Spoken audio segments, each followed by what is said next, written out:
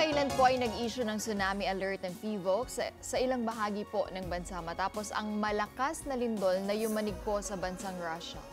Ilan sa mga lugar na posibleng pangyayarihan ng tsunami ay Batanes Group of Islands, Cagayan, Isabela, Aurora, Quezon at iba pang malapit sa Dalampasigan. Kaya naman ngayong umaga ay makakausap po natin via Zoom ang Supervising Science Research Specialist mula sa Department of Science and Technology, Philippine Institute of Volcanology and Seismology na si Engineer Angelito Lanuza. Good morning po, Engineer Angel. Kumusta po? Ay, good morning po sa inyong lahat at sa ating mga tagapakinig po at tagapanood. Ayan, good morning po, Engineer Angel. Para sa kaalaman po ng ating mga kada, ano ba ang tsunami at ano po yung nagko-cause nito? Okay po, it's a kind of sea waves. Ang tsunami po is kind of sea waves po na nangyari dahil po sa nagkaroon po ng isang malakas na lindol o displacement po sa ilalim ng karagatan. Sir Angel, Engineer Angel, ito po kasi yung nangyaring lindol, malakas na lindol, ay nangyari sa Russia. Posible po pala yun na pwede din tayong makaramdam ng tsunami kahit ganun kalayo po yung bansang Russia? Opo, lahat po ng mga earthquake generators po na nasa gilid-gilid ng Pacific Ocean, pag po ito ay sobrang malakas, at least mga magnitude 7.0, no? Yung sa Russia is 8.7 na naging 8.8. Ito po ay talagang magpapadala ng tsunami po sa lahat ng mga karatig bansa na nakapaligid po sa Pacific Ocean. Nangyari na po ito noong 1960, May 22, 1960 na Chilean earthquake po, no, nasa Chile, kung saan po ito ay pumatay ng 32 Filipinos po dito sa eastern board of the Philippines, no? That was in 1960. Yun po yung pinakamalaking lindol sa kasaysayan ng mundo sa Chile po. Oh, so layo ng magnitude Chile, 9. no? Opo. So yun pong tsunami galing sa Chile. First, yung magnitude po ng earthquake na yon, as I've mentioned, is the largest so far sa kasaysayan po ng Earth, ay magnitude 9.5 po yon. Wow. At ang tsunami po na dinulot nito ay nakarating sa Pilipinas po sa loob po ng 24 hours o 24 oras, no? Yun po, yung 24 hours na yon, dito po sa tinatawag po natin na distant tsunami, ay it takes hours naman po bago makarating sa Pilipinas. By the way, if I may allow, gusto ko lang din po ipaalam sa inyo na meron po tayong tatlong klase po ng tsunami. Ito po yung sa distant po, ay distant tsunami po yung isa, pero binibreak pa rin po natin ito into two. Yung isa ay sobrang layo, galing sa other side of the Pacific, at yung isa naman yung tinatawag nating regional. When we say regional tsunami po, these are the tsunamis coming from Japan, coming from Taiwan, or yung mga karatig bansa lamang ng Pilipinas. Yan po yung mga regional tsunami. Pero para wag na po nating pahirapan yung kaisipan ng karamihan, tawagin na lang natin silang mga distant tsunami o yung mga tsunami po na ini-import natin, kagagawan ng mga earthquake, doon po na naganap sa ibang bansa, no? Ang pangatlo po na klase ng tsunami ay yung local tsunami po, no? Yung local tsunami po ay dito lang po nanggagaling sa ating bakuran, sa bakuran ng Pilipinas, no? Lalo na po diyan sa may eastern portion of the Philippines and even to sa West Philippine Sea, no? Ayan po yung mga source natin ng tsunami. Mas nakakagambala po ang local tsunami. If we compare yung distant tsunami po, as I have mentioned earlier, it takes time. Tulad po nung sa Russia, umabot po ito ng 6 na oras bago po makarating sa Pilipinas. Yung sa Chile, 24 or 24 na oras bago po nakarating sa Pilipinas. Yung sa Japan, in 2011 po, at least 1 oras po yon na nagbiyahe. Papunta dito. Papunta po sa Pilipinas. Gusto ko lang linawin, bago tayo mapunta pa sa ibang topic, Engineer Angel, no? When we say eastern part of the Philippines, para lang po aware din yung mga kada natin, ano po bang mga lugar, yung mga kabilang dito? Well, lahat po ng probinsya, magsimula tayo dyan sa Cagayan Valley, may portion ng Isabela, no? May mga towns din kasi na basta lahat po nung nasa karagatan po, nakaharap basically sa Philippine Sea po, no? Or yung sa may kalayuan nga, yung sa other side of the Philippine Sea is the Pacific Ocean na tinatawag natin. So kasama rin po dyan yung Aurora, pag sinasabi natin, no? Pero because of the directivity, kung titignan po natin doon sa mapa, nanggaling sa norte ng Philippines. Kaya yung doon sa mas malayo pa, medyo nakokobera ng Japan and Taiwan, yung eastern board. Although, some of the eastern board or eastern provinces of the Philippines po. Kaya mas nagmamanifest na siya doon sa bandang Visayas, no? Yung mga eastern Visayas in particular. Tapos yung Surigao del Norte, Surigao del Sur, yan po pababa hanggang doon sa may Davao Oriental po. Yan po yung mga eastern seaboard natin. Engineer Angel, bago tayo makaramdam ng tsunami, kasi nakaraan nagkaroon tayo ng tsunami alert, no? Meron ba tayong mga mararamdaman din na mga lindol o kaya sa pamamagitan ng sa mga bulkan? O may mga early signs, Oo, no? na Bago tinatawag. nangyari. Oo. May ganun po Okay. ba? Opo. Ganito po.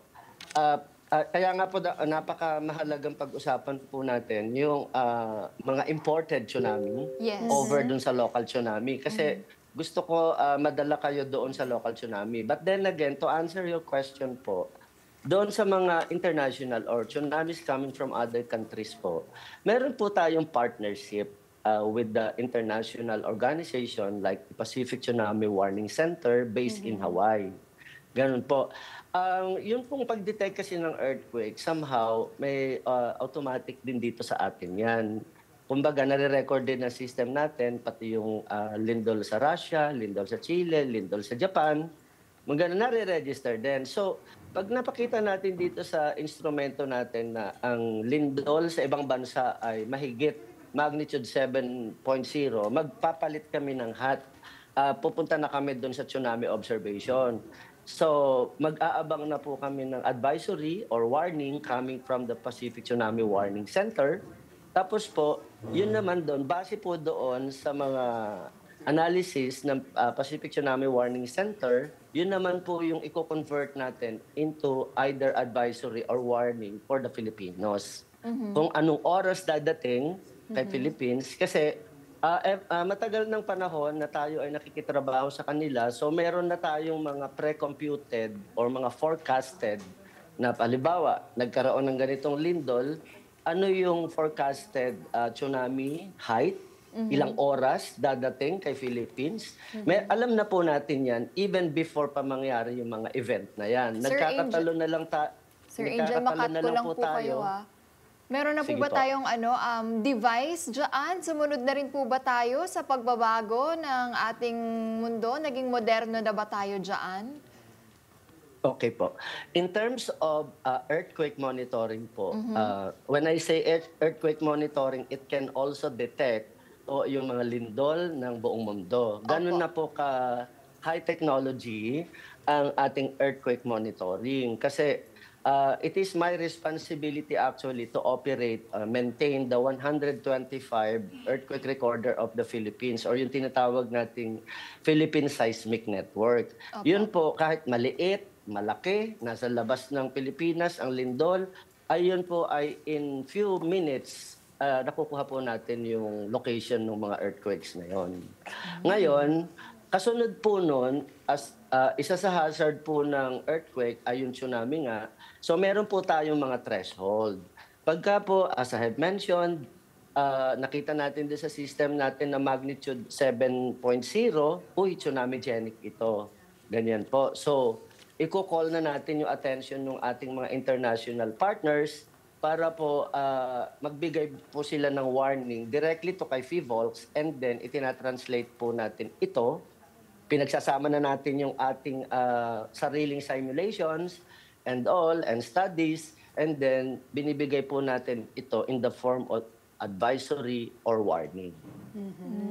So dapat po talaga maalam tayo hindi lang sa nangyayari sa ating bansa kundi sa ibang lugar din kasi connected po yun. Opo, exactly po.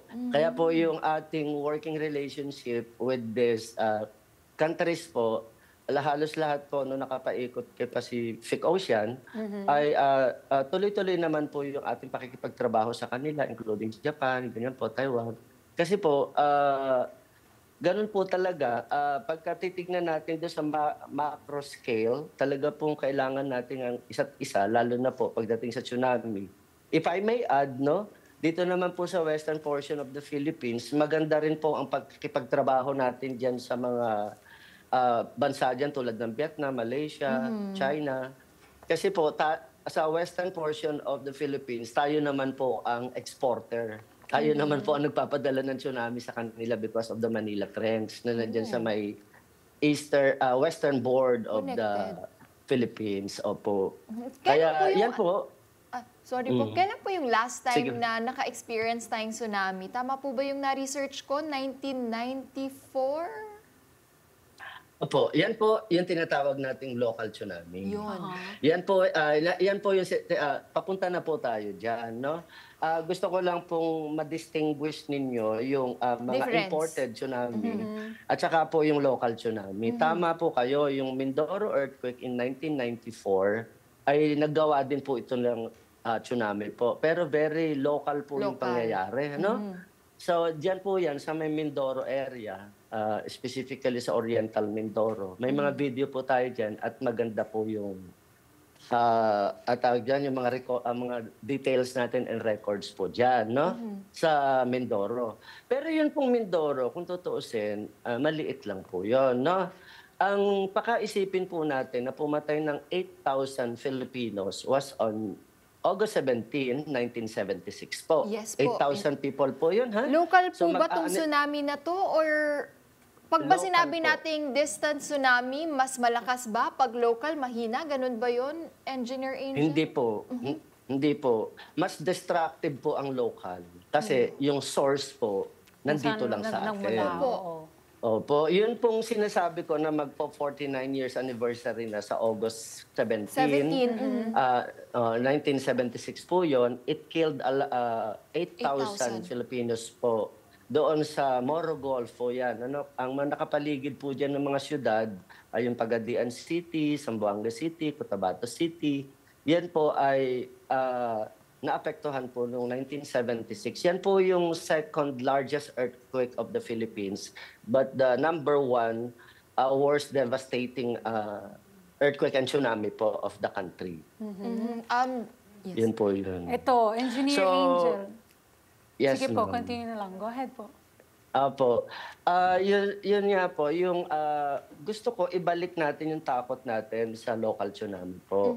Kasi po, yung nangyari po sa Russia, informed naman po ang public, no? Nadadating ito sa Pilipinas in 6 hours. Tapos, base po sa aming simulation, 0.3 lamang po na metro. Wala pa pong kalahating metro po yung taas ng tsunami, no? So, in that case po, hindi po kami nag-issue ng warning. What we have issued is just an advisory na ang idudulot po ng Russian earthquake kay Philippines. Opo. At yun po, yun namang ating mga tsunami detector in the Philippines po, na-confirm naman po na tama pala yung estimated height na dadating kay Philippines po na 0.3 po, no? Meron din tayong mga tsunami detector pero nandito na po kay Pilipinas. Wala pa doon kay Russia. So, in that case po, yun po yung gusto natin ipaalam sa publiko na yan pong mga imported tsunami, may oras. May oras tayong mag-usap.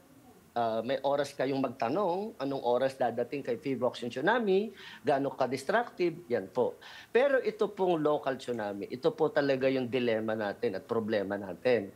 Kasi po, after an earthquake, yung dadating po ang tsunami dun sa mga syudad, in 2 minutes, maswerte na po yung mga coastal communities na merong 15 minutes, no?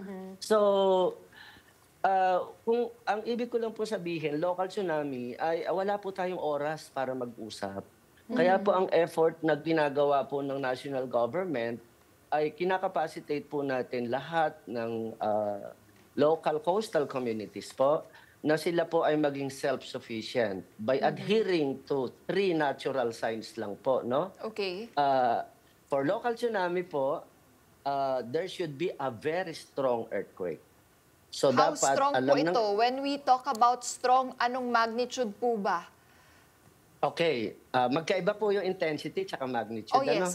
Pwede po natin explain yun para po aware din Opo. po yung mga kada natin, engineer. Apo. Ang pagbabatayan po ng individual in the local tsunami is the intensity. Intensity means how do they feel did they feel the earthquake po, no? Paano nila naramdaman 'yon? Ang basic description po doon, yung halos iniitsa po kayo ng lupa. Pagtatayo po kayo ay matutumba kayo at gugulong kayo. Ganun po kalakas na shaking. It is possible po na tsunami-genic yon. Yun po ay para sa individual. Pero ang mga munisipyo po, binigyan namin sila ng mata or visualization tool para po makita nila kung ano ang magnitude. Ang cut-off po natin for local tsunami ay magnitude 6.5. Ngayon, sasabihin ng individual, paano namin malalaman yan? Kasi po, instrumentally calculated po yung magnitude. Opo. Yung intensity po ay kung paano nila naramdaman. Ano po? Opo. Yung magnitude po, ang cut-off natin dyan, 6.5. Yung 6.5 po, binigyan natin ng mga munisipyo ng visualization. Yung nag-announce po ng lindol na earthquake, accord, ganyan-ganyan, no? 6.5 po, malalaman po agad dapat nila mayor yan o ng MDRMNO and DREAMOs, no, offices. Tapos po, pangalawa pa pong titignan ng munisipyo ay kung nasa ilalim po ba ng dagat or nasa lupa po yung epicenter. Yun po kung tatlong flavor po na yon ang importante para po magawa ng local community yung kanilang mga evacuation procedure. Yun lang naman po yung tatlo, no? So, kung meron pong pagbabago sa dagat at wala namang lindol, wala pong tsunami. Baka ibang kwento po 'yon. Kaya dapat po for local Connected tsunami. po talaga yan, no, engineer, ang earthquake and then tsunami. Yes po. Na tsunami is the fifth hazard of an earthquake po, no? Shaking is the So ngayon, Engineer Yes, ma'am. Angel, isang last question na lang po. Ano ang dapat gawin kapag meron tayong tsunami alert para alam ng mga kada natin kung paano mag-prepare? Opo. Intindihin po yung meron kasi kaming pinapakalat o nasa website ni PHIVOLCS po kung paano tayo mag-issue ng alert level, no? 4 na kulay lang naman ito. Green, yellow, orange, and red, no? Pagka green po yung inisyu namin, halimbawa nakabalita tayo ng lindol somewhere o may naramdaman tayong lindol na maliit. Pero pag green po yung inisyu namin sa tsunami advisory, that means no tsunami threat. Okay po. Nakalagay po doon sa third column ano yung dapat pong gawin ng publiko. Pakibasa po doon sa aming website, no? Nakalagay po dito, for example, pag green, no evacuation needed. Yan po, no?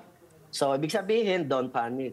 Pagka yellow po, halimbawa, nagkalindol ng magnitude 7 lang sa Russia or sa ibang parte ng Pacific Ocean, no? Pag nag-issue po kami ng yellow, no evacuation needed pa rin po. Okay. Pero sige, mag-check po kami ng... Pero may nakalagay po dito, sige, mag-check po kami ng sea level disturbances o pagbabago po sa behavior ng karagatan. Next so, po, ibig sabihin, ang orange green, naman yung po, orange engineer. naman po, confirm po, yes, may dadating po na sea Tsunami. level disturbance or tsunami, pero hindi po siya hihigit sa 1 metro. Yun po yun. Hindi siya lalagpas sa 1 metro. Tulad po ng nangyari po sa Russia. No? So yung pong tatlo na yon, I will consider advisory po. Okay, Yung tatlong okay. kulay. Pero pag po ang dadating kay Pilipinas o yung gagawin ng local tsunami ay more than 1 meter, this is already considered very destructive tsunami po. Kaya po ang i-issue namin dyan ay warning. Ibig po sabihin yan, meron po talagang parang forced evacuation. Right. Alright, So yun po yung tatandaan po natin, the 4 colors. No? Kaya dapat lagi tayong updated po, no, sa mga nangyayari sa atin. Di ba, engineer? Yes, ma'am. Maraming salamat po sa inyong mga naiturong kaalaman sa amin. Yes, thank you for your time also. At para sa mga ibang updates tungkol sa tsunami and other volcanic activities, saan po namin kayo pwede i-contact po para sa ating mga kada na nanonood sa inyo po? Yun po sa website po ni Fivolks, no? Andyan, lahat po ng materials natin nandyan. Nasa Fivolks. Sa social media rin, opo, nasa social media din po ni Fivolks agad-agad kasi meron kami mga time to beat sa mga issuances po ng mga advisory or warning. Like for example, for earthquake po, dapat hindi kami lalagpas ng 13 minutes, no? Para mag-issue po ng earthquake information. For local tsunami naman po, dapat in 15 minutes nakabigyan namin ng information ng public. Pag galing diyan kay Russia po, 30 minutes. Pag galing naman kay Chile, 1 hour po yung oras ng pwede natin pag-uusap, no? Yun, kaya No, kailangan ganun po. updated. So, pwede rin po kayong dumiretso, 929-92652 po, 54, sorry. Pwede rin po kayong tumawag doon. Pero open po lahat ng communication ni Fivolks po for updates and everything. Thank you Maraming very much for your salamat, time.